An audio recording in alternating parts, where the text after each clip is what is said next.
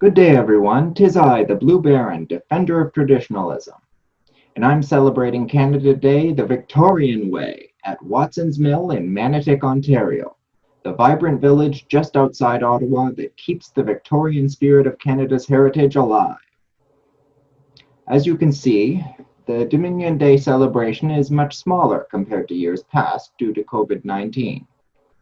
In fact, it's pretty much just me and our red ensign.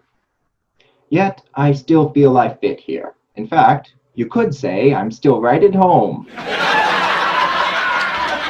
But since Parliament Hill's celebration has moved online, someone needs to hold the flame of Manotick's traditional celebration aloft as well, and I decided to do that. I cannot be as glamorous as I might like to be, but I will attempt today to have a good time and to give you all a little glimpse into what Canada Day looked like in the past. Oh, Canada. Now, you may wonder why the traditional celebration at Watson's Mill has been called Dominion Day.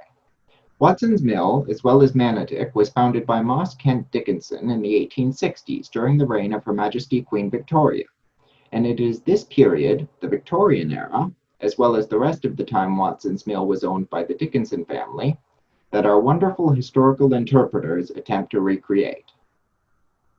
During this period, and for most of our history right from Confederation, Dominion Day was what our national holiday was known as, because on this day in 1867, the four original provinces were joined together as a self-governing realm within the British Empire, and named the Dominion of Canada after a verse in the Holy Bible. Psalm 72:8, He shall have dominion from sea to sea, and from the river unto the ends of the earth. If this causes confusion, we must remember that Canada was not founded as the secular liberal democracy we often think of it as today. In fact, Canada has a rich heritage of Christianity, which almost invariably goes hand in hand with its rich heritage of monarchy. Canada's Christian monarchical heritage goes back long before Confederation and before the term Canada even existed. It begins with the missionaries and settlers of the Kingdom of France, who helped to convert the native Indians to Christianity and created New France, which today is known as Quebec. This settlement was invariably tied with the sacred nature of both monarchy and the church in France, so much so that originally only Christians, specifically of the Roman Catholic variety, were allowed to settle there. When the British won the French and Indian War, Quebec became part of British North America, but was allowed to keep its language, law, land claims, customs, and religion. This so won over the upper echelons of society in Quebec, both the aristocrats and the clerics, that when the American Revolutionary War broke out, the leadership in Quebec was explicit in denouncing it.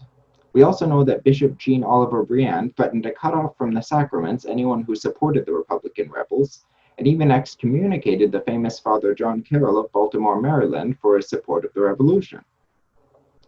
Yes, believe it or not, originally Quebec was not only loyal to the British Crown, but very loyal, and it was the church that was most loyal. One could say that the ancient regime of the Kingdom of France survived in Quebec and rather than succumbing to Republican revolution, was simply placed under the protection of another monarchy. But that's a story for another day. In the American War of Independence, many of the more serious Christians in the 13 colonies thought of it as a matter of morals to fight for the British, obeying the biblical commands of loyalty to monarchy and the oath they had taken before God. This seemed especially prudent for those Christians of the Anglican variety, as they also had a second oath of loyalty to uphold, since their king, George III, was also leader of their church. These loyalists, along with many of the American Indians and escaped slaves, the majority of whom also fought for the British, fled to Upper Canada, what would become Ontario, and settled there. They had a choice to either stay in a republic or move to a monarchy, and they chose to remain loyal and go where the monarch still reigned. The War of 1812 is often overlooked when it comes to Canada's identity. But Canadians today should remember just what it was their forefathers were fighting for and what they were fighting against. Remember, this was not so simple as a foreign invasion as we would see it today, since for most of those involved, it was the same sort of people on each side. Much of the population of Canada was American in the sense that they had been born in what became the United States of America. And the ones we'd call Americans were really just English, Scottish, and Irish colonists who had rebelled. The biggest difference between the opposing forces was their form of government, monarchy versus republic, and the different views the two represented. This was something not lost on the participants at the time. Americans, for example, so believed that republicanism meant liberty and monarchy meant tyranny that their whole invasion of Canada was based on the belief that the oppressed, downtrodden Canadians would welcome them with open arms and rejoice at being delivered by the benevolent republic to the south. How wrong they were.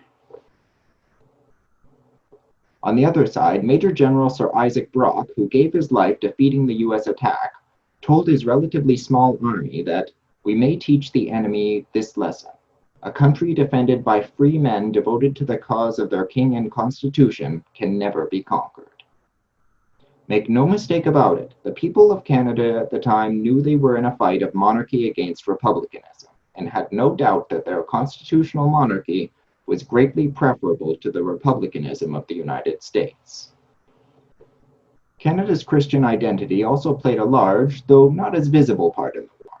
In addition to the usual biblical commands of loyalty to monarchy and the oath they had taken before God, the French Canadians, the majority of whom were Catholic, fought gallantly to remain under the British because it was the British who allowed them the freedom to retain their religion. Among the British Christians, one could easily imagine how they viewed the rebel colonists for committing treachery by betraying their oath to king, country, and in the case of the Anglicans, church. Any English Catholics who escaped with the Loyalists would also have had to share their views on church loyalty to monarchy, what with how the orders of the Catholic bishops in Quebec on remaining loyal to the crown had to apply to the Catholics in the 13 colonies as well. Before the American Revolution, Canada had been mostly French Canada, but the exiled American Loyalists had laid the foundation for English-speaking Canada, and the victory of Canadian troops against massive American armies in the War of 1812 brought about a new sense of Canadian pride and national identity. This identity was best described as how we Canadians thought of ourselves as being Canadian first and British second. Think of it like putting maple syrup in your tea. Anyway, we were British not because of some vague citizenship papers, but because our nature itself was British at its core. Our culture was British, we spoke the same language as the British, we were governed according to British laws, and British blood ran through our veins. This whole idea of being British was based on uniting, not dividing the peoples of the empire. From the beginning, British were an amalgamation of English, Scottish, Welsh, and Irish, and even some French. It tied these cultures together and showed a united culture that was greater than the sum of its parts. That is why one could be born in the United Kingdom, Canada, Australia, New Zealand, South Africa, or even India, and still be called British, while at the same time retaining one's own nationality as well. In the same way that an Ontarian and a Manitoban are both Canadian, a Canadian and an Australian are both British. Today, Canada has seemingly forgotten its Christian monarchical heritage in favor of secular democracy, and downplayed its British nature in favor of a new artificial nationalism. We've even seemed to take out the Dominion from Canada's name and national holiday, which are simply called Canada and Canada Day, with no mention of what kind of country we are or what it actually means to be Canadian, apart from waving maple leaves. However, if we study our history, we may be surprised to learn just how sudden and recent this change was, and what most of our ancestors thought about being Canadian.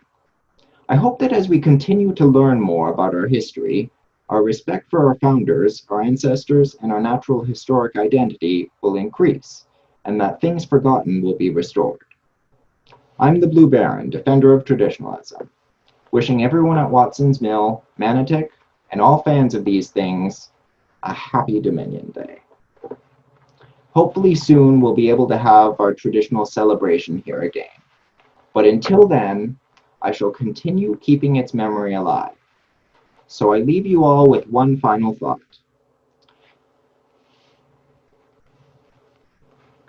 God save our Queen, and heaven bless the maple leaf forever.